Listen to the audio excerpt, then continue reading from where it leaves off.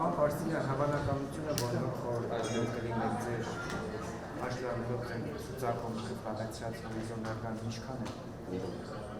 Այսինքն դες մոտավորապես գրել են ցուցակի այն հատվածում, որ հայտնվեք օրինակ հանրապետություն կուսակցության առաջի համարում, այսինքն չանցողը։ Չէ, չեն գրել, այդ ժողովրդավարական process-ների արդյունքը, միջայլոց այդ մշակույթը համակերպել եւ ընդունել գիտություն ժողովրդավարական process-ների արդյունքները, երևի թե Հայաստանի Հանրապետությունում առաջինն է մեր կողմից, որ տարածում է հույս ունեն, որ ապագայում կամաց կդառնա վարակիչը մեր ընդդիմությունն էլ կսովորի համակերպել, ընդունել գիտություն եւ հետագա քայլերը ըստ այդ արդյունքների պլանավորելու մշակույթը։ Ստացվել է, որ ձեզանից առաջ են անցել ոչ այսպես վաղ անցյալում կպական դարձած մարդիկ։ Ինչպես այդպես ստացվել, որ թիմում ձեր այդ անցած ճանապարհը չեն գնահատել, բայց նոր եկածները առաջ են անցել ձեզանից։ Դե կարծում եմ անցած ճանապարհը չի, որ քաղաքականությունում պետք է գնահատվի,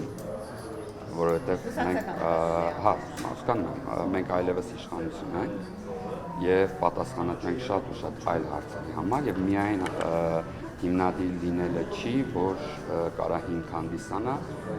տալու այն պատասխանատվությունը եւ այն վստահությունը, որ տալիս են կուսակցականներին լինելու ցուցակի կոնկրետ համարներն։ Այսինքն այն փաստը, որ ես հիմնադիր անդամ եմ, որտեղ բացի հիմնադիր անդամ լինելուց այդ ավելի առաջ է եղել որևիցե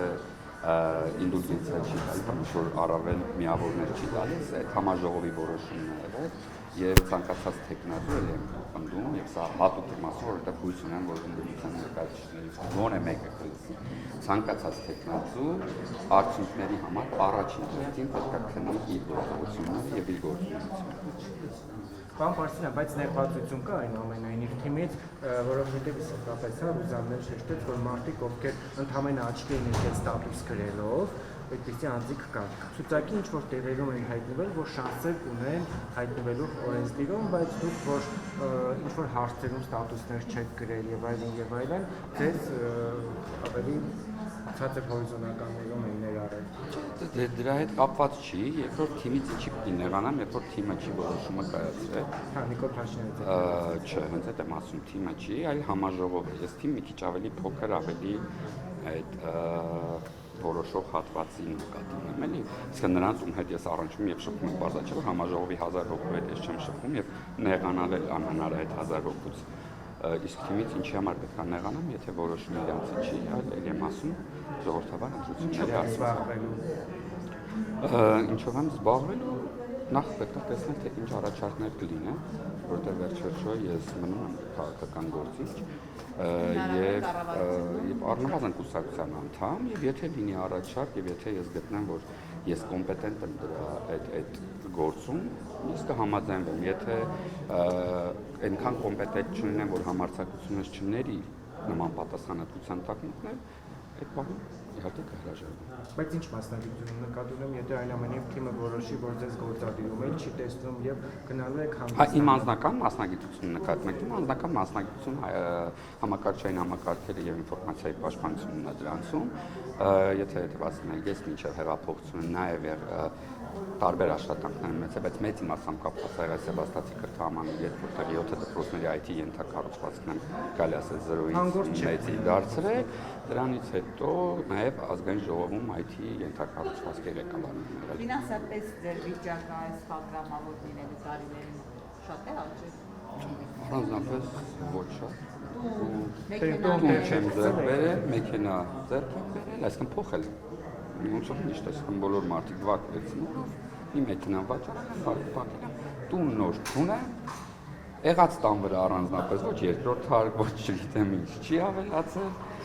այնպես ինչպես մինչև այդ ապրել եմ։ Հիշում դեր կնոջ աշխատավարձն էին ասում կտրուկաճի։ Այդ շատ լավ է, որ հիշեցիք, որովհետև այդ ցվել է ժողովուրդ թղթերցից,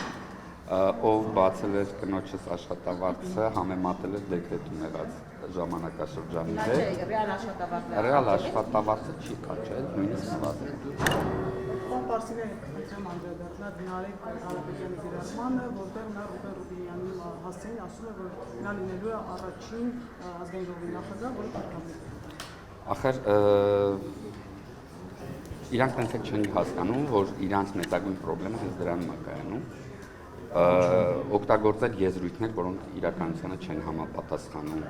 ասել բաներ, որով հերքել բաներ, որոնք ժողովուրդը ինքը տեսնում է, որ կան դրանք, չէ՞, ոնց որ ժամանակին ընտրակաշարք եւ այլն։ Պնդել բաներ, որոնք վաղուց հերքված են, պարոն Ռուբինյանը, այն ինչի մասին իրանք խոսում են, այդ ծրագիրը վերջ-վերջո եղել է դեռ իրանք իշխանության ժամանակ, այդ փոխանակման ծրագիրը, որի մասին իրանք խոսում են, ու ոչ միայն պարոն Ռուբինյանն է անցել այդ ծրագրով, այլ հազարավոր այլ քաղաքացիներ, եւ հենց իրանք իշխանության ժամանակ գործող ծրագրով, այսինքն ես ուզում եմ հասկանամ, իրանք ինչ խնդիր են տեսնում այդտեղ, իրանք ինչի համար էին այդ ծրագիրը նախաձեռնել այն ժամանակ։ Շնորհակալություն։